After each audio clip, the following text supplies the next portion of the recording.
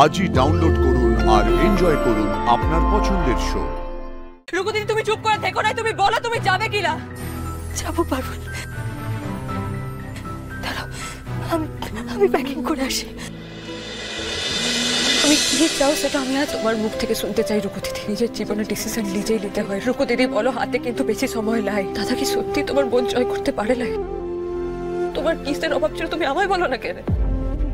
রুকু দিদি, মানুষরা তো কোনোদিনও তোমার অ্যাম্বিশনের পথে বাধা হয়ে দাঁড়ায় নাই, বরং তোমার সবচেয়ে বড় সাপোর্ট হতে চেয়েছিল। তারপরেও তুমি কেন ডিভোর্সটা দিলে? আমি স্বেচ্ছায় গোপালকে ডিভোর্স দিয়ে আসতে চাইনি পারুল।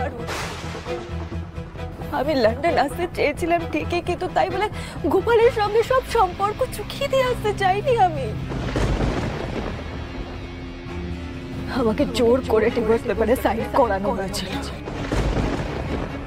ডিভোর্স পেপার যাচ্ছই যখন তখন একেবারে জন্মের শোধ মিটিয়ে দিয়ে চলে যাও, না হলে তো আবার দুদিকেই খুঁটি পুঁতবে, গাছেরও খাবে আবার তলারও খাবে। সর্বনাশ! কাকিয়া যদি তো এই কথাটা কাউকে বলে নাই, পুরোটা সবার কাছে চেপে গেছে। তুমি আগে বলো নাই কেন? কারণ ওরা না আমায় বারণ করেছিল পারুল, আর বলেছিলেন আমি যদি ডিভোর্স না দিই তাহলে ওনারা আমাকে বাড়ি থেকে বেরোতে দেবে না। এদিকে আমার লাইফের এত বড় একটা অপরচুনিটি একবার তো আমি ছেড়ে দিয়েছিলাম, বারবার আমি ছেড়ে দিই কি করে বলো তো? আর এই সুযোগটাকে কাকিয়ার জেঠি কাজে লাগাইছে। তুমি বুঝতে পারছো রুকু দিদি যে তুমি কত বড় ভুলটা করেছো? আমি তো তখন বুঝিনি পারুল যে ওই ঘটনাটা এই মোড় নেবে। তবে কি জানো তো, আমার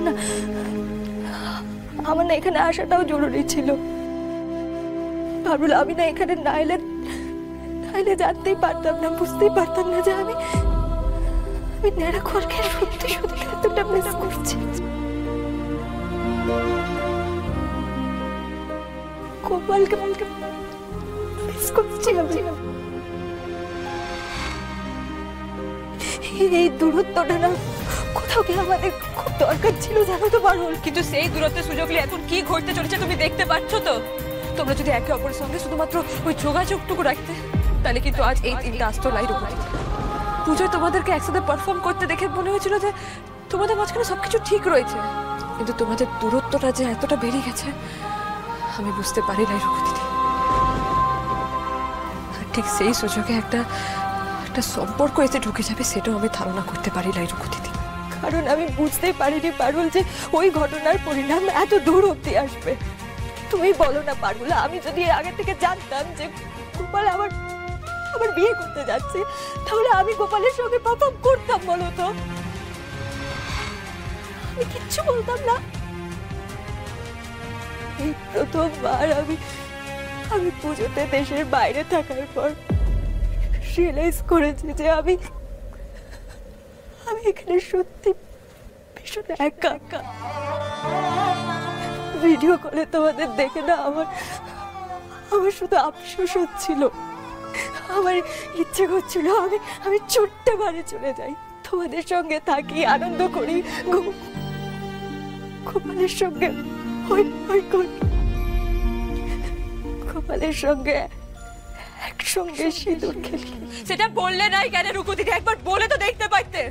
তোমাদের ভাই বোনের না এটাই সমস্যা বটে, মনের কথা কোনোদিনও মুখ ফুটে বলবে নাই। কিন্তু কোন মুখে বলবো পারুল? ডিভোর্স পেপারে সাইন করে দেওয়ার পর গোপালের কাছে আমার সেই আত্মারের জায়গা আর থাকে বলো? আমার যে কিছু করার ছিল না পারুল। এতক্ষণ সত্যি তোমার করবার কিছু ছিল না রুকু দিদি, কিন্তু এখন যা করবার তোমাকেই করতে হবে। তুমি সত্যি করে বলো রুকু দিদি, তুমি কি চাও দাদার সঙ্গে বিডিও ম্যাডামের বিয়ে হয়ে যাক? দাদার কাছে ফিরে যাওয়ার রাস্তা সারা জীবনের লেগে বন্ধ হয়ে যাক? তুমি কি চাও সেটা? দেখো রুকু দিদি, তুমি কি চাও সেটা সবার আগে আমার জানা দরকার ছিল। রুকু দিদি, এবার সময় এসেছে কাছে গিয়ে ভালোবাসার মানুষকে ভালোবাসার কথাটা জানাবার। নিজের মনের উত্তরটা যখন একবার পেয়ে গেছো তখন ফিরে চলো রুকু দিদি। ফিরে যাব? হ্যাঁ, যাবে। আমি তোমার কথা জানতে 7 সমুদ্র 13 নদী পার করে এসে গেলাম, আর তুমি এই কথাটা তোমার ভালোবাসার মানুষকে জানাইতে ফিরে যাবে লাই? জীবন কিন্তু বারবার সেকেন্ড চান্স দেয় লাই রুকু দিদি। তুমি বলো তুমি যাবে? বলো না তুমি যাবে, বলো। রুকু দিদি তুমি চুপ করে দেখো না, তুমি বলো তুমি যাবে কিনা, বলো তুমি যাবে কিনা। যাবো যাবো পারুল, দাঁড়াও আমি প্যাকিং করে আসি।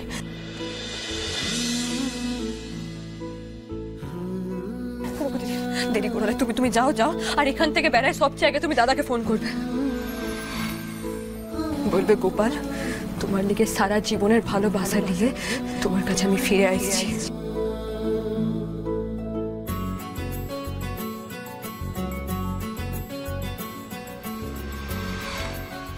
পারুল পারুল ফোন তুলছিস না কেন? পারুল পিক আপ দ্য কল। কি রে পেলি পারুলকে ফোনে? আরে না পিসিমণি, তখন থেকে ফোন করে যাচ্ছি, ফোনই তো রিসিভ করছে না। কি করছে জন্তুটা কে জানে। তুই যাই বলিস রায়ন, আমাদের কিন্তু একদম উচিত হয়নি এভাবে পারুলকে একা ছেড়ে দেওয়াটা, বিশেষ করে তোর। আমি কি করব, কি করব আমি? এটা তো দিদির পার্সোনাল ডিসিশন, সেখানে ওর মতের আগেন্স্ট ওকে বোঝাতে যাওয়াটাও তো এক ধরনের ম্যানিপুলেশন। আমি আশুতোষ বসু নই পিসিমণি, বা নাড়াগোলের হাওয়াকে বড় হইনি। সেটা আমরা কেউই নই রায়ান। আমিও চাই না কারোর ওপর জোর করে কিছু চাপিয়ে দিতে বা কাউকে ম্যানিপুলেট করতে। কেন তুই কি ভুলে গেলি যাতে রুকুর সাথে গোপালের বিয়েটা না হয় সেই জন্য আমিও কিন্তু হেল্প করেছিলাম রুকু যাতে নারাগোয়াল থেকে পালিয়ে যেতে পারে। সেই রাত্রিরে কিন্তু আমিও তোদের পাশে দাঁড়িয়েছিলাম। আমিও চেয়েছিলাম আমার বাবার একনায়কতন্ত্রের বিরুদ্ধে রুখে দাঁড়াতে, কিন্তু সেদিনের পরিস্থিতি আর আজকের পরিস্থিতিটা একেবারে অন্যরকম রায়ান। একদম ঠিক বলেছো পিসিমণি। বিয়ের পর প্রথম রুকু গোপালদাকে যতটা পারতো অ্যাভয়েড করতো। ওদের মধ্যে যে একটা ডিস্টেন্স ছিল সেটা ক্লিয়ারলি বোঝা যেত, কিন্তু যত দিন গড়িয়েছে ওদের মধ্যে ডিস্টেন্সটা কমেছে। আমি মানছি রুকু গোপালদাকে ডিভোর্স দিয়েছে, কিন্তু পুজোতে দুজনের একসঙ্গে পারফরমেন্সটা তোমরা সবাই দেখেছো। যদি রুকু গোপালদাকে পুরোপুরি মন থেকে ত্যাগ করেই দিত তাহলে কি এই পারফরমেন্সটা একসাথে করতে পারতো?